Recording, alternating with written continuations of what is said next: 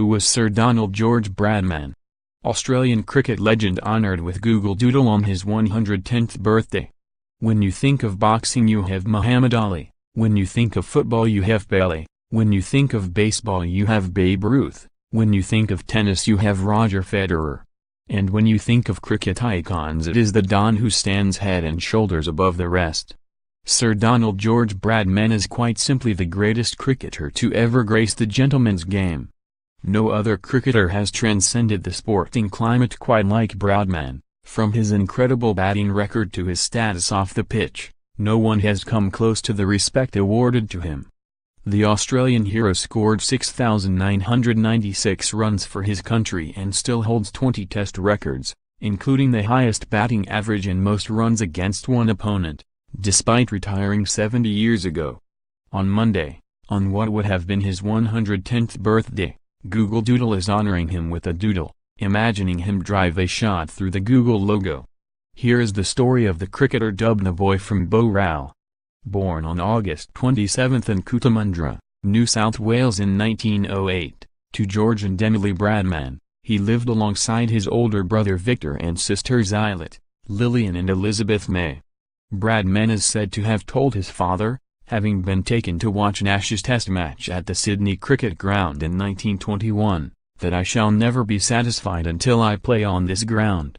Bradman developed his skills by hitting a golf ball off the curved base of a water tank, using a cricket stump. The ball came back to him fast and at all angles.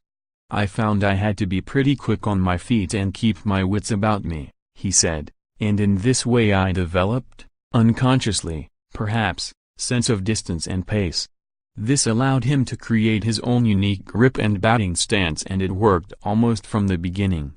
He scored his first 100 aged 12 for Bowral High School, before moving through bush cricket, where he was only promoted from scorer when his team were one short, and then first-class cricket for New South Wales. Aged 19, he made his first-class debut for his state, inevitably collecting 3 figures against South Australia at Adelaide, before continuing to pile on the runs with his quick feet, guileful hands and supreme confidence and ability at the wicket. He would go on to play 234 times for NSW, scoring an incredible 28,067. No one has come close to dominating a Test crease quite like Bradman. It didn't start with a Hollywood opening though, as Australia were bowled out for 122 and 66 at Brisbane on Bradman's first appearance, the debutant scoring a combined 19 runs, batting at number 7 in a 675 runs thrashing, and was promptly dropped. He was just as quickly recalled for the 3rd Test of the series and became the youngest player to score a Test ton. From then he was in. Although his trademark, yet completely against any training manual, technique, was not universally backed to work at the highest level, especially by the English. Percy Fender, an English all-rounder, said ahead of the 1930 Ashes, for which the hosts England were overwhelming favourites, "He makes a mistake, then makes it again and again, he does not correct it, or look as if he were trying to do so. He seems to live for the exuberance of the moment." He was proved very wrong. Bradman had already scored 1,000 runs before the end of May, and then scored 131, 254, 334 and 232 as he clattered 974 runs in the Test series.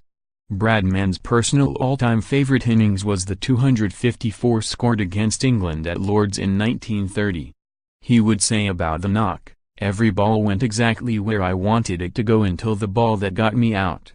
The most notable stat about Bradman is his record of scoring no sixes during his career. Quite simply, the thought behind it was if you only hit the ball on the floor you cannot be caught out.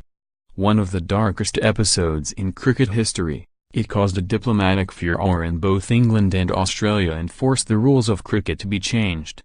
England needed a way of getting Bradman out, and Captain Douglas Jardine came up with the perfect plan for the 1932-33 trip down under, however unsporting to do so, used leg theory. The basic premise was get fast bowlers Harold Larwood and Bill Vogt to bowl very quickly at Bradman's body and pack the leg side with fielders, forcing him to hit straight to them while avoiding getting hit. It was hostile, dangerous, and left the Australian press, players and fans up in arms.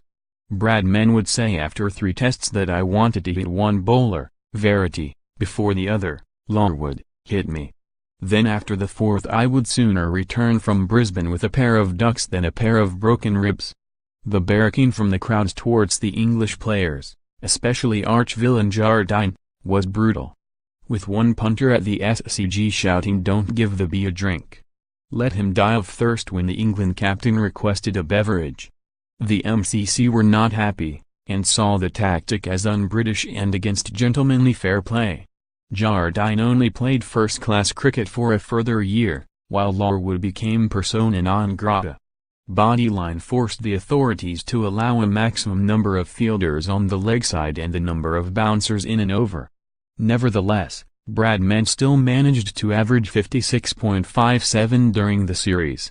For someone who has been retired for 70 years, and dead for 17 years, it is a mark of his legacy that there are still records which have not been beaten by any of the other great cricketers to come after him.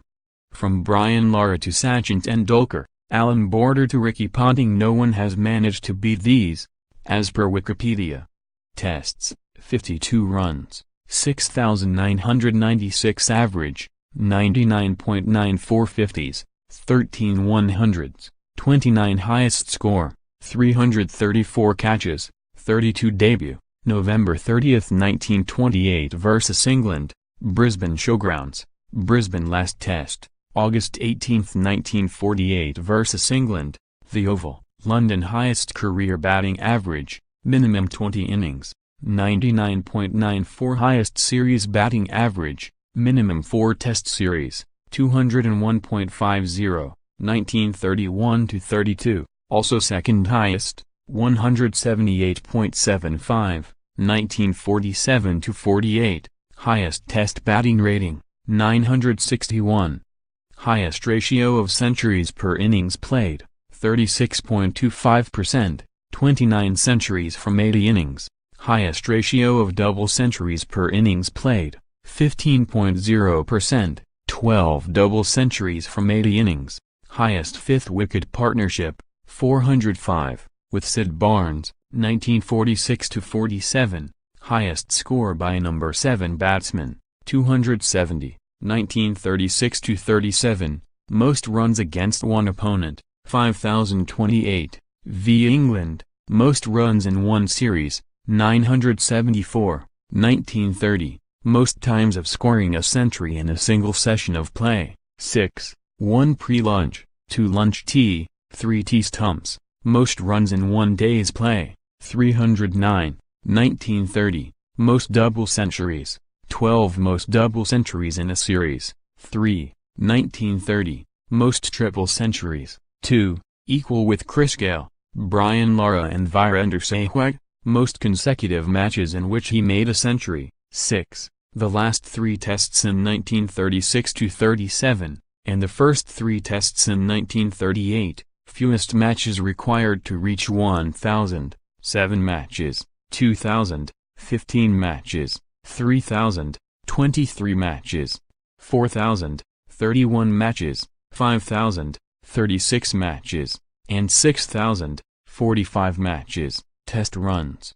Fewest innings required to reach 2,000, 22 innings, 3,000, 33 innings, 4,000, 48 innings, 5,000, 56 innings, and 6,000, 68 innings. Test runs. First batsman in Test history to score 2 triple centuries. First and only batsman to have remained unbeaten on 299 in a Test innings. First batsman to score a Test triple century, 304, at number 5 position. This remains the second highest Test score for any number 5 batsman. The most infamous, and frustrating, quirk of Bradman's career is his final Test batting average, 99.94. That tantalizing 0.6 away from the mythical career average of 100. If you take every one of his 52 Test innings he would score 100 in each. For any non-cricket aficionado, scoring a century is the measure of cricketers. It requires physical, technical and mental skill to do it once, But to average out of doing it with every single visit to the wicket is beyond astounding. Arriving at the crease for the final time, against England at the Oval in South London, Bradman needed to score 4 runs to hit the 3-figure average. But just 2 balls and he was bowled for a duck by English leg spinner Eric Hollies. Bradman said about the failure to reach the magical 100 average, "I didn't know it at the time and I don't think the Englishmen knew it either. I think if they had known it they may have been generous enough to let me get 4. He died on February 25, 2001, having struggled with pneumonia. Bradman might well be the most respected cricketer of all time. When Wisden Cricketer's Almanac polled 100 former cricketers and journalists to determine the top cricketers of the 20th century, the Don was nominated by all 100. After his retirement he remained a fixture in the cricket world as an administrator, during which time he helped broker the World Series cricket which revolutionized cricket, and also as a commentator. Bradman was honoured with his own museum during his lifetime, called the greatest living Australian by the then Prime Minister, and knighted in 1949. Despite the accolades he earned, he remained a courteous and modest man. His beloved SCG still has a stand bearing his name. Bradman on Bradman. If it's difficult, I'll do it now. If it's impossible, I'll do it presently.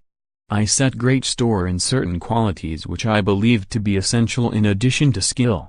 They are that the person conducts his or her life with dignity, with integrity, courage, and perhaps most of all, with modesty. Others on Bradman. He is probably the most important Australian of all time. Former Australian cricket captain and broadcaster Richie Benaud. He reminded Australians that they were capable of great things in their own right. Former Australian Prime Minister John Howard. Isn't that Don Bradman over there? I would like to be introduced. Former British Prime Minister Winston Churchill. As I ran up to bowl, Bradman seemed to know where the ball was going to pitch, what stroke he was going to play and how many runs he was going to score. Former England spin bowler Jim Laker.